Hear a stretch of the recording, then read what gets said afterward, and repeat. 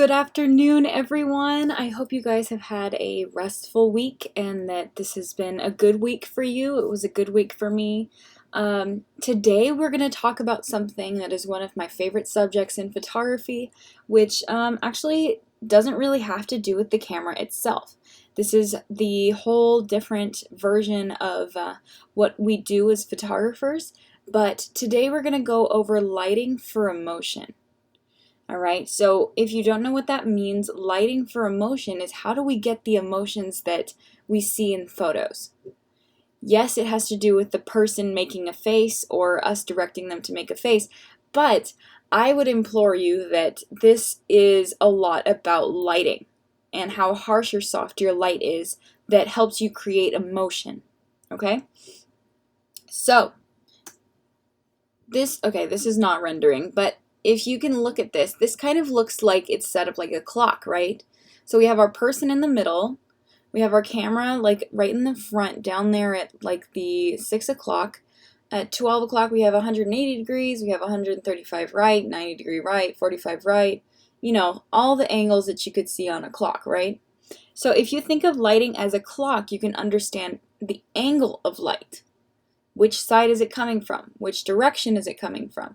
That's definitely going to change the look of each photo. Now, if we take a look at this photo, this one was shot by Adorama. I love them. They're great for lighting tips. But they show how someone's face can change a lot just by where you put your light source. So on the far right image, you can see by the shadow right by her neck that her lighting is up at the top right. Right? We know that because of the shadow. Okay, in the middle photo, it's basically straight on. A little bit higher than straight on. That's why you get that little shadow under her neck. And on the left one, we're lit from below. You can also kind of do a little cheat sheet here by looking in her eyes. You can see where the light is in her eyes. But you see how different she looks? She's making the exact same face in all of these photos, but the lighting changed. Right? So the lighting changed her emotion quite a bit without her even changing her face. Let's break down light. We need to learn how to read light like we can read a book. What I want you to do is every time you watch a show, something that was filmed, a photo, if you see someone's photo on Instagram or on Facebook, or if your mom shows you a photo or something like that, you see a photo anywhere on a billboard, I need you to look at that and tell me, how did they take that? Where was the lighting? Where was the lighting when they took that photo? Okay, so you're going to learn how to break down light really quickly once you start looking for it. All right, so where, obviously we can see our light source, right? So we can see that she's side lit. Okay, we can see that by the shadow, half of her face is in light and half of her face is dark. That's called side lit. So lit from the side. It's not super complicated. But is this harsh or soft light? How do we know? Okay, let's look. On the shadows on her body, are they harsh shadows or are they soft shadows? Look at her leg for this one. They're soft. You can barely see where the shadow starts coming from. And then if you look at the shadow behind her, like you can see the shadow of her body, there's barely any shadow there. That tells us that this is a soft light. Okay? Soft light. Soft light is really flattering light. So for ladies, if you want to take a photo of a girl, soft light is usually a good idea unless you're going for something really angry or sad. Okay? This one, where's our light coming from? Our light is coming from the right side. Okay? And this is also another form of side lighting. It's coming from a little bit from behind him, but also to the side, right? So we can see that by the fact that you can't see the front of his forehead. So you can tell it's a little bit behind him since it's not reaching all the way around. Light always moves in a straight line. Okay? So we can always tell where light is coming from because it always moves in a straight line. So we can see this is what light? Harsh light. Okay? This is really hard light. You can tell that by seeing every tiny nook and cranny in his face. You can see every little tiny hair You can see everything is really harshly lit, and the shadows are what tells us that. That where the shadow and the light meet, it's a really hard line. So you can tell that that's hard light by the hard shadows. So if you wanted to get something that's an intense photo, something that is dramatic, then harsh light is going to be your friend. If you want to do something scary or something incredibly moving as far as emotion goes, hard light gives you that opportunity. So, do you like the harsh light? Do you like the soft light?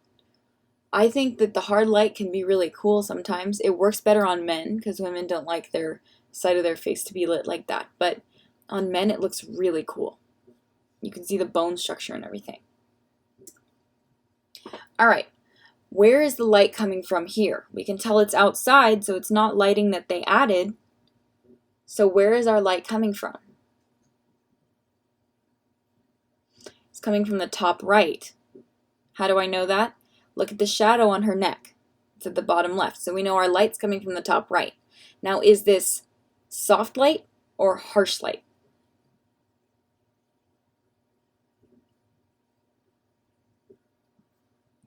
This is harsh light.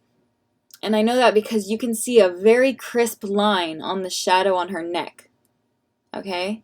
You can see the direct meet of light and dark. They meet in a harsh line. That's how we know that it's harsh light.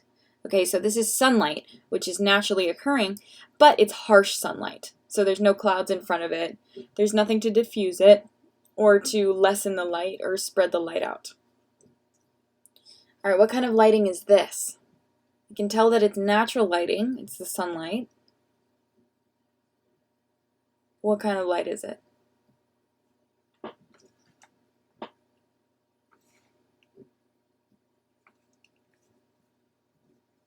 If you said soft light, you would be correct. Okay? And what direction is our light coming from?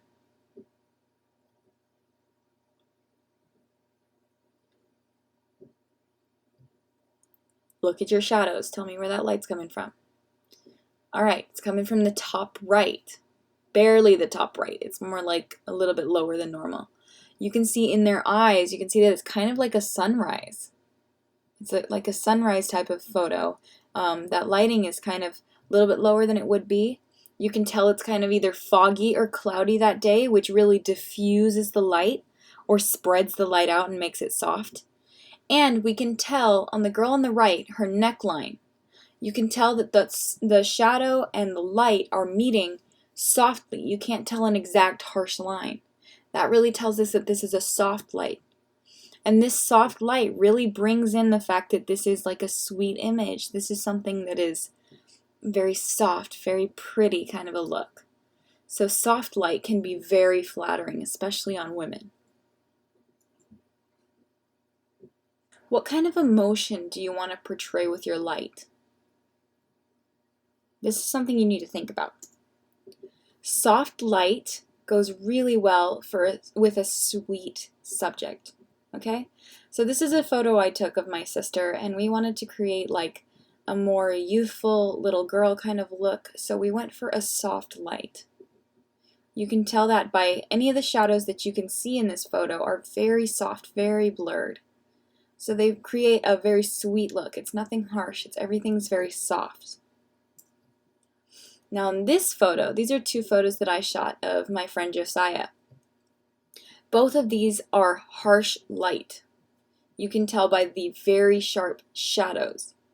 On the left, it's a little bit of a mix between harsh and soft because the light source was a little bit farther away. But it was an undiffused light to show his jaw, to show his muscles, things like that. And on the right, we stuck the light behind him so that we would get the ultimate harsh light, which is what we call a silhouette. Okay? So you can use harsh light to your advantage to show muscle, to show silhouettes, to show anything that you want to really cut into shape. It's a really good idea for that. When you figure out how to gauge the angle and the harshness of light, you can manipulate it to create whatever emotion you please. So if you want to create something happy, something sweet, go for a soft light. If you want to create something harsh, scary, weird, go for a harsh light. Okay? A harsh light can be kind of fun sometimes. This week there's no photo assignment. I would just suggest that you play with light and see what changes when you change the light. So if you want to go and grab a flashlight and use harsh light that way, or stick a sock over your flashlight and see what soft light looks like, or use a lamp and a lampshade to show you the difference between soft light and hard light. I want you to use your manual mode skills with the new lighting skills that you just learned to really get a grasp on everything that could possibly go into an image. So an image, people sometimes call photographers painters of light, which is kind of a cool title. But I want you to paint with light this week.